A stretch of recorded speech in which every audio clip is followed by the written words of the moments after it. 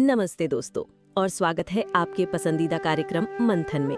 मैं हूं आपकी होस्ट साध्वी आराध्या, और आज हमारे साथ एक बार फिर मौजूद हैं परम पूजनीय संत श्री रामदास जी। प्रणाम रामदास जी।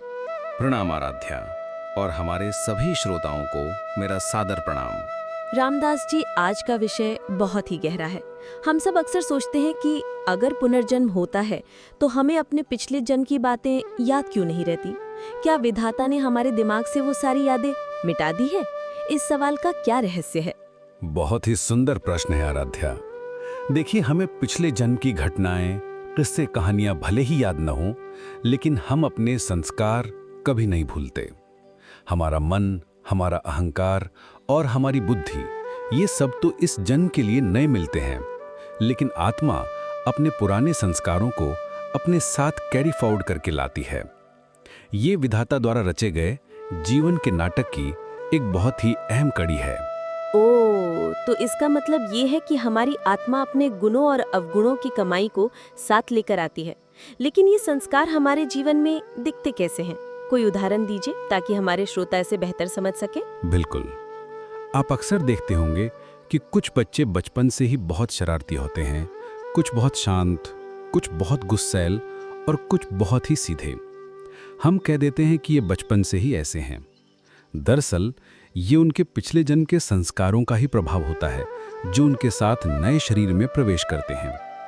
उदाहरण के लिए, किसी बच्चे को बिना सिखाए संगीत में रुचि हो सकती है, या वो गणित के सवालों को बहुत जल्दी हल कर सकता है। ये उसके पिछले जन्म के संस्कारों का परिणाम है। उसी तरह कुछ लोग स्वभाव से ही बहुत दयालु होते हैं, और कुछ बिना किसी कारण के ही बहुत जल्दी क्रोधित हो जाते हैं। ये सब उनके संचित संस्कारों का ही प्रकटीकरण है। ये संस्कार ही हमारी पसंद, नापसंद और हमारे स्वभाव की नींव रखते हैं। ये वो अमिट छाप है जो कर्मों के फल के रूप में हमारी आत्मा पर छूट जाती है। ये तो एक बहुत ही महत्वपूर्ण बात है।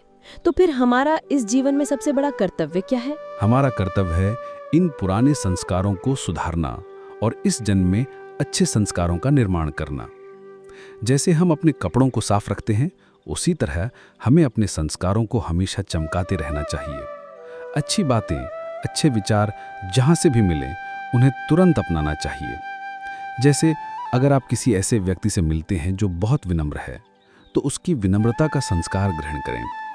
अगर कोई बहुत मेहनती है तो उसकी मेहनत को अपनाएं, क्योंकि इस जन्म में किए गए अच्छे संस्कारों की कमाई इस जन्म को तो खुशी और शांतिपूर्ण बनाने में मदद करती ही है, साथ ही आने वाले जन्मों की भी नींव मजबूत करती है। क्या बात है! ये तो एक ऐसा निवेश है जिसका फायदा हमें सिर्फ इस जीवन में ही नहीं बल्कि कई जन्मों तक मिलता रहेगा। तो रामदास जी, हमें ये भी बताइए कि हम अपने संस्कारों में सुधार कैसे कर सकते हैं? क्या इसकी भी कोई विधि है? ये एक बहुत ही विस्तार वाला विषय है। इस पर हम अगले एपिसोड में बात करेंगे। अगले मंथन में हम संस्कारों को सुधारने की विधि पर गहराई से चर्चा करेंगे, ताकि हर कोई अपने जीवन को बेहतर बना सके।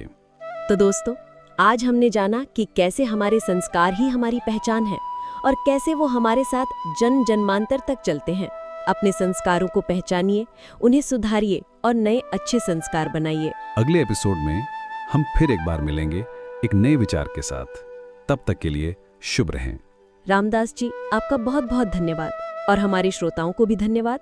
तो अब मुझे यानी साध्वी आराध्या को दीजिए इजाजत। नमस्कार। ओम शांति।